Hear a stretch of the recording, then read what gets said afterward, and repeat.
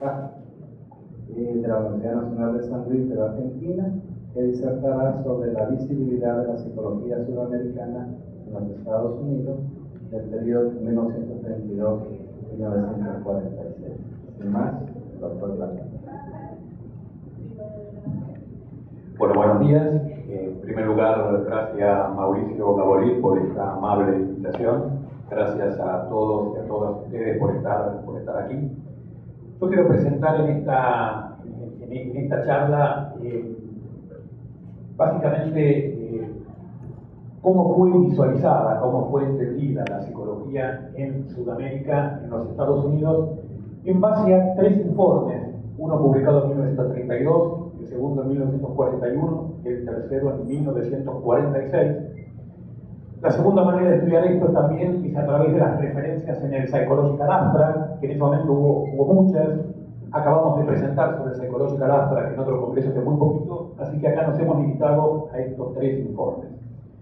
Previo a conversar sobre esos tres informes, me gustaría mostrar el contexto en el cual se produce esto y en dos contextos posibles. El primero, el de las relaciones entre Estados Unidos y América Latina, que han sido siempre, ya va a aparecer ahí en función de algunos historiadores, compleja y conflictiva, y en segundo lugar, los contextos de cada uno de estos informes. En primer lugar, las relaciones diplomáticas y políticas entre Estados Unidos y América Latina, como todos y todas conocen bien, han sido siempre difíciles. Hay un historiador norteamericano muy reconocido, Chester Park, que él habla básicamente habla de vecinos distantes, y él coloca cuatro ejemplos de las dificultades en estas relaciones. Las relaciones con Cuba, que se han considerado trágicas, con Argentina conflictivas, con México difíciles, con Chile antagónicas. Seguramente se podría seguir analizando con el resto de los países y los adjetivos serían más o menos similares. Me quiero referir acá a Juan José Arévalo, porque fue, para los que hay, para las y los colegas de Guatemala, fue el presidente que precedió a Jacob Arbenz, que fue derrocado por un golpe de Estado patrocinado por los Estados Unidos. Juan José Arévalo, aparte un hombre a quien yo estimo especialmente porque él se doctoró en mi país, en la Universidad de La Plata, y fue el que inauguró lo que ahora es la Universidad Nacional de San Luis, el Instituto Pedagógico de la Universidad de Cuyo, lo monta Juan José Arévalo, antes de que caiga la dictadura de Huico, en el año 1943. Una manera para referirse a la relación entre Estados Unidos y América Latina, utiliza esta metáfora, y él, fíjense lo que dice ahí, ¿no? Para un tiburón, como para un búfalo, un impulso es una necesidad, y una necesidad es una orden. Por supuesto, todos sabemos que él habla del tiburón referido a los Estados Unidos, y las sardinas son América Latina. Bueno, necesariamente hay que comer para seguir alimentándose. Avanzando el siglo XX, las relaciones entre Estados Unidos y América Latina se irían paulatinamente deteriorando. Ya en el ámbito de América Latina y del Caribe en particular, tres gobiernos que podríamos calificar en términos de política política clásica, liberales progresistas. Ninguno de estos tres eran gobiernos revolucionarios. 1948, Rómulo Gallegos, el escritor, aparte literato Rómulo Gallegos en Venezuela. Pío Socarrás en Cuba en 1952, el golpe de la intervención militar de Batista, patrocinada por Estados Unidos, y Jacob Arbenz en Guatemala en 1954. Es decir, estos tres gobiernos liberales progresistas fueron derrocados por golpes militares patrocinados por los Estados Unidos. En el caso de Guatemala ha sido muy estudiado, como la United Fruit Company solicita directamente a la embajada norteamericana la intervención, y en el caso de Pío Socarrás en Cuba, todos los estudios posteriores a 1960 y 1961 han documentado esto. Hay otras que dos autores de dos historiadores clásicos, uno es un italiano, Piero Gleijeise, que habla sobre la esperanza rota en Guatemala. El segundo es un historiador muy conocido, Camilo Guevara, sobre cómo se finalizaron esas revoluciones reformistas. Es interesante, por ejemplo, en el caso de Guatemala, que tal vez sea el que yo mejor conozco, de Cuba en general es muy conocido por todos. En el caso de Guatemala, las reformas impulsadas por Arévalo antes de Arbenz fueron realmente reformas muy limitadas. Hay dos que se reconocen importantes. Una es el Código de Trabajo, un Código de Trabajo que por primera vez incorporó las 8 horas de jornada laboral, incorporó el descanso de fin de semana, incorpora las vacaciones pagas. Y el segundo fue una importante reforma política y de derechos civiles, que es introducir el voto de las mujeres. Las mujeres comienzan a votar bajo el gobierno de Arévalo. Sin embargo, Arévalo no avanzó más allá. Arbenz inicia una reforma agraria, también de alcance muy limitado, pero inicia una reforma agraria que por supuesto no se llega a completar. Estas tres experiencias reformistas en el Caribe, en América Latina, América Central y el Caribe, son finalizadas por la intervención, en los tres casos, directa de los Estados Unidos. La siguiente, por favor. Recuerden la doctrina Monroe, ¿no? América para los americanos. Y en segundo lugar, porque Estados Unidos vio en América Latina un posible laboratorio sobre experiencias políticas. Esto ha sido, para el caso de la psicología, especialmente trabajado por el grupo de la Universidad de York, cuando han analizado el contexto de surgimiento de la psicología social norteamericana en la década del 50, 60, hasta el 70, a partir de allí ya no, donde efectivamente los sujetos sometidos eran sujetos con pocas condiciones de libertad, con pocas condiciones de decisión, como se presumía que debían ser los estudios de los sujetos a los cuales iba dirigido Amler. Así que, por favor. Perdón, y la segunda cuestión de la anterior que no señalé es que, además, durante el gobierno de Roosevelt particularmente, se generó lo que se llamó una política de buena vecindad. Bien, sobre todo a partir de 1933, cuando comienza a gobernar, 1932 y 1933, cuando comienza a gobernar Roosevelt. En ese contexto aparecen a partir de 1900, en realidad un año antes de Roosevelt, desde 1932, tres informes, tres estudios que dan cuenta de cómo era la psicología.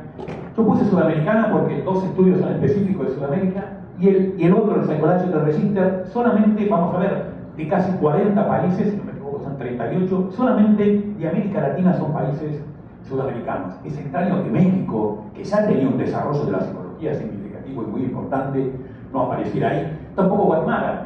Recuerden que los tres primeros programas de psicología en América Latina son en Colombia, Chile y Guatemala, entre 1946 y 1948. Sin embargo, una influencia del pensamiento positivista francés. Recuerden que en la clasificación de la ciencia de Comte no hay un lugar para la psicología.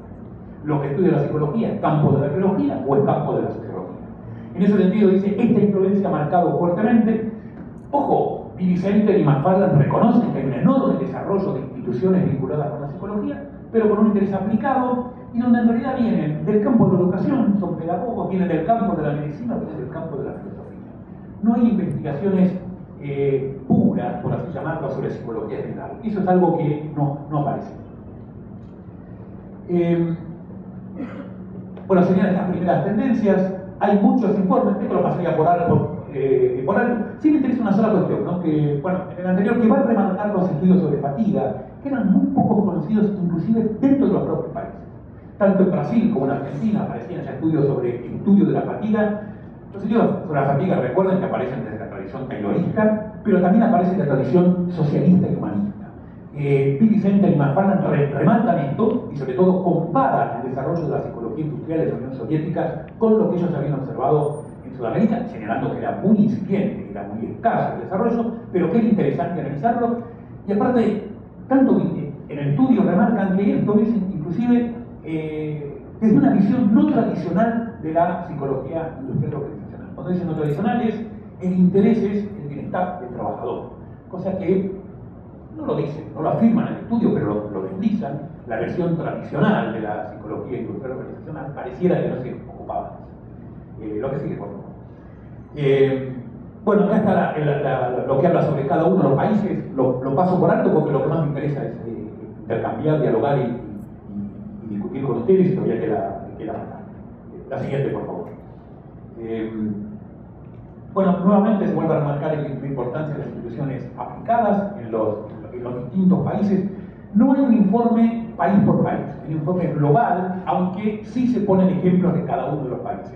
Eso va a ser un informe país por país que aparecía en el Psychological Register, va a volver a aparecer en el estudio de Margaret Ford. Aparece un importante trabajo de psicología social. Se habla de los trabajos de Nina Rodríguez en Brasil, que han sido muy importantes por su estudio sobre la identidad del negro, es un tema muy trabajado por Nina Rodríguez en la psicología en Brasil, y que ahora no solamente los historiadores de la psicología en Brasil, los psicólogos sociales, han comenzado a interesarse por la obra de Nina Rodríguez. Y finalmente, el informe repara aportes de psicología educacional, y ahí se mencionan en Brasil los aportes principales de Loreto Fidio, el autor del test ABC, y sobre todo de Elena Antipov, también una psicóloga de origen polaco, que se había formado con Claparet en Suiza y que termina radicándose en Brasil. El Centro de Documentación Histórica de Elena Antipov hoy es el archivo más importante que hay en América Latina, realmente muy importante y muy bien documentado. Siguiente, por favor. Bueno, sobre Chile señala que el autor más conocido es Molina Garmendia, y a mí me llamó la atención en el caso de Chile que, a pesar de la impronta internacional de los autores, no dice nada sobre los dos laboratorios de discípulos de Boom que se habían instalado en Chile tempranamente, el de Schneider y Mann. No son mencionados en el informe, y eso posiblemente tenga que ver con la metodología, que no fue una metodología de rastreo documental en el país, sino a través también de consultas con informantes claves. En el caso del Perú, se remarca la importancia de la Universidad Mayor de San Marcos en Lima. Se remarca, por supuesto, la obra de Walter Blumenfeld, que es una figura saliente de los discípulos también de Boom, que se instalan tempranamente en Alemania y de que van a ser discípulos Reinaldo Alarcón, de las personas que vive ahora, y acaba de morir en el mes de febrero Violeta Tapia, una destacada psicóloga peruana que se formó con Blumenfeld también, y sobre todo el aporte de la obra de Honorio Delgado y de Gutiérrez Noriega. Ustedes saben que en Perú ha habido una tradición de los estudios sobre el pasado y la historia de la psicología en Perú, de distinguir dos grandes tradiciones. Una tradición formada en el laboratorio que encabezaba Walter Blumenfeld, y una tradición formada en ensayos psicológicos fuertemente atravesados por el psicoanálisis, cuya figura central era Honorio Delgado. Y bueno, Honorio Delgado va a escribir un manual de introducción a la psicología que muestra que tiene influencias mucho más amplias que las del psicoanálisis en aquel momento. Bueno, es un informe que a mí por lo menos me parece bastante desparejo, con muy buena información en algunos puntos de algunos autores y con escasa información en otras, como el caso que comentábamos de Chile, ¿no? Y fíjese lo que yo destaco acá: existe en la psicología sudamericana un fuerte énfasis en la utilidad. Allí la investigación psicológica se lleva a cabo con la mirada puesta en la resolución de acuciantes problemas humanos, más que en el mero avance del conocimiento científico. Esto es interesante porque es una característica que todos los observadores, nativos o extranjeros, han remarcado sobre la psicología latinoamericana. En algunos casos con un acento, en esta referencia, si ustedes quieren, cuestionador. En otros casos, al contrario, señalando, bueno, nos interesa no la psicología por la psicología en sí misma, sino en la medida que puede servir al bienestar y a mejorar la vida de nuestras comunidades, de nuestras sociedades, de nuestros pueblos. Hay una serie de sugerencias que tiene este informe: que las bibliotecas norteamericanas incorporen libros y publicaciones periódicas del sur del continente, que es interesante. Bill Center y McFarland se quejan del poco conocimiento que hay en Estados Unidos sobre la psicología de Sudamérica, dice, y hay que fomentar en nuestros estudiantes ese conocimiento. Y también incluye una amplia bibliografía con dos apéndices: un listado de publicaciones periódicas relacionadas con psicología en Argentina, Brasil, Chile, Colombia, Ecuador, Perú y Uruguay, y finalmente un listado de psicólogos. No están todavía los programas ni las carreras de psicología, en sentido estricto no son psicólogos o psicólogas como les llamaríamos hoy, pero las personas que de alguna manera se refieren y se ocupan de la psicología, no solamente en esos países, sino también agrega Bolivia y Paraguay. La siguiente, por favor. Bien, el tercer informe que quería comentar, y con esto voy terminando, es el de Margaret Hall, también la Margaret Hall Powers, porque incorpora, en un momento dado, incorpora el apellido de su segundo matrimonio. Por país, la metodología fue encuentros en cada uno de los países con testimoniantes vivos, les llamaríamos hoy, o sea, con figuras referentes. Los nombres se repiten: se encuentra con Endara en Ecuador, se encuentra con Muget en la Argentina, pero no solo. En Argentina visita 4 o 5 personas, en Ecuador también. En Chile recorre las principales universidades y centros de psicología aplicada, en particular de la época. Es decir, la metodología que utilizó fue ella. Hay algunas cosas que remarcan. En primer lugar, la falta de psicólogos o psicólogas. Es decir, las personas que se interesan en la psicología son personas que vienen de la medicina, de la educación, de la filosofía, no son especialistas en psicología. Esto es producto de que no hay carreras, no hay programas de psicología en la región. Bueno, ¿no? Las personas que están enseñando y practicando la psicología frecuentemente vienen de tres campos: la medicina, la pedagogía y la filosofía. Vieron que esto se repite como característica en todos los estudios. Estos campos determinan el entrenamiento básico y continúan determinando la orientación de la profesión. Es decir, vuelve a ser hincapié una psicología aplicada, que no hay investigaciones, las personas con las cuales se contacta dan mucha información y realmente a mí me parece es el estudio mejor documentado de los anteriores. Por supuesto, también conoce los anteriores, los referencias, o sea, ella conoce el Psychological Register, conoce el estudio de Vicente y Manfano. Siguiente, por favor. Bueno, esto está dividido, no solamente está dividido país por país, sino que en cada país hay un desarrollo académico de la psicología y el desarrollo de la psicología aplicada. En verdad, esto es una aspiración que muestra la autora y que no siempre se cumple. Aparte, no queda claro a veces qué es el desarrollo académico, y cuando está hablando del desarrollo académico, habla de cursos que se dan en distintas instituciones. Y lo que es interesante, la siguiente, por favor, es que, bueno, acá está país por país, no me quiero detener en esto, la siguiente, por favor. Habla de psicología aplicada, esto es también Argentina, prefiero pasarlo así conversamos después. También lo de Brasil, quiero ir a las conclusiones finales, si les parece. Bueno, todo lo que hay, acá están las diapositivas, con todo gusto se las dejo, están país por país, pero me interesan las conclusiones finales a las cuales lo que sigue, por favor. Otra más. Psicológico. Bien, esto ya es general, está hablando de la primera cuestión.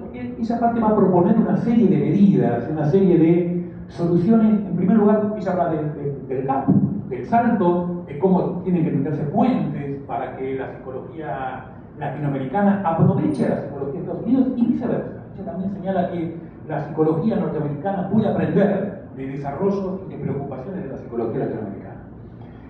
Bueno, señala que muchos de los laboratorios no son laboratorios de investigación, su finalidad es reproducir experimentos con finalidad docente y no con finalidad de investigación, y que esto indudablemente es buena parte de la marca de lo que ella llama la psicología académica. La que sigue, por favor. Y sí habla de los pocos interesados en investigación, que realmente son muy poquitos. Habla de Eduardo Kraft y Horacio Rimol en Argentina.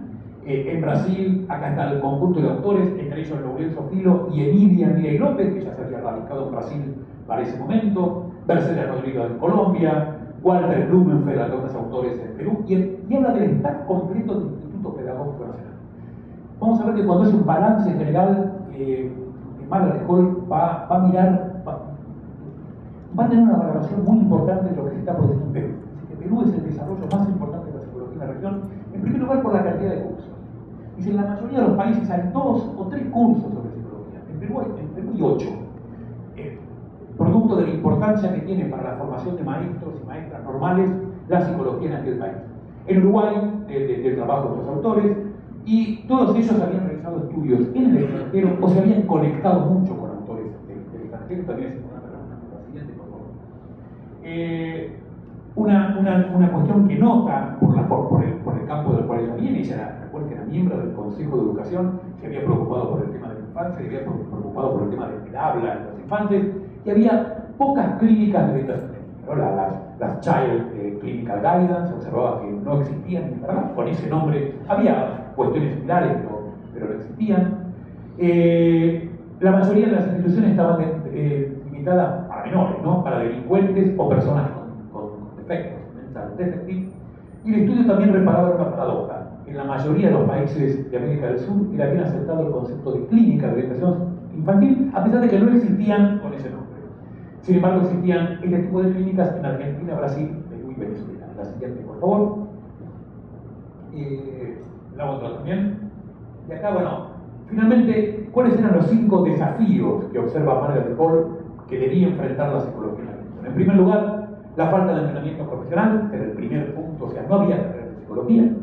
En segundo lugar, la falta de seguridad profesional y dedicación científica. Esto es interesante, las personas que estaban en institutos de psicología aplicada, todos tenían nombramientos en otra área. En tercer lugar, la actividad limitada en investigación, y acá habla tanto de falta de recursos, hasta falta de una cuestión cultural, de interés en la investigación básica.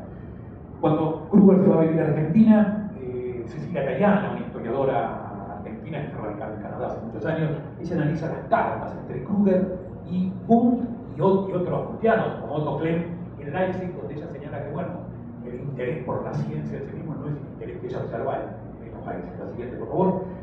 La ausencia de oportunidades de empleo en psicología, en general los cargos no aparecían en psicología.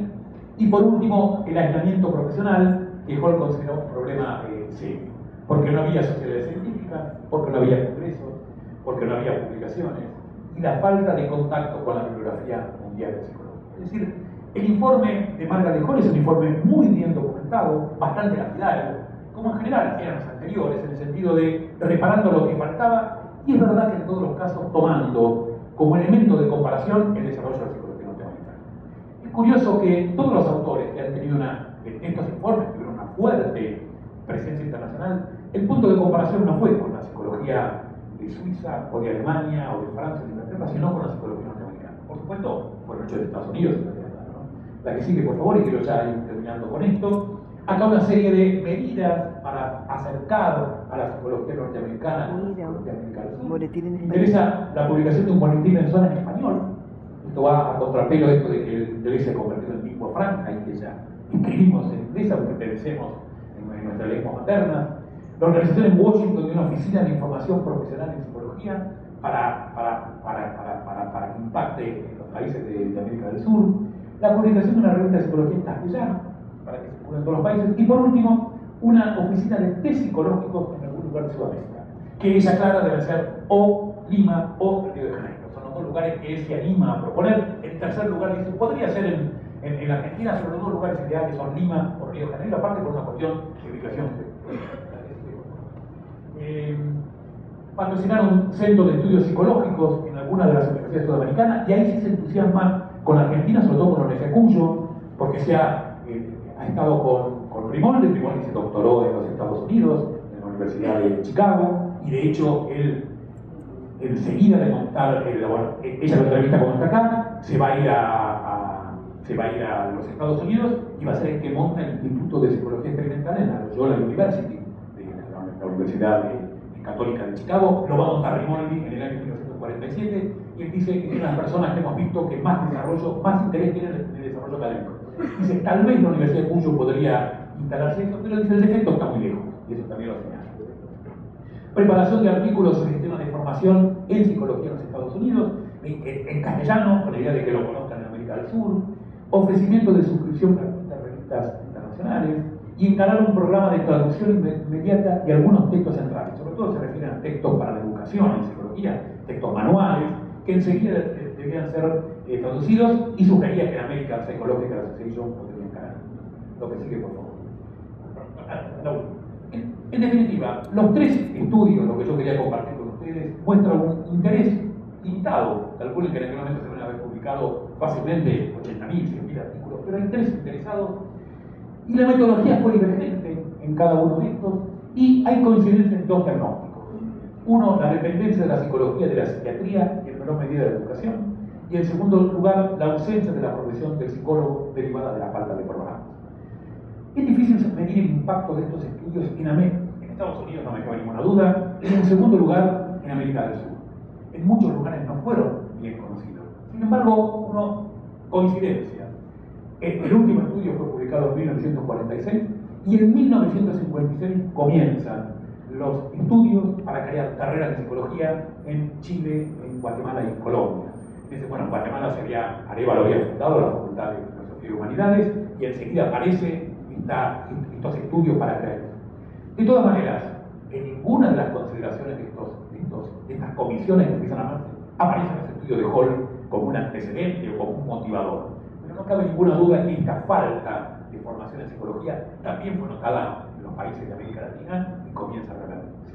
Bueno, nada más por ahora, me gustaría conversar y charlar con ustedes. Muchas gracias.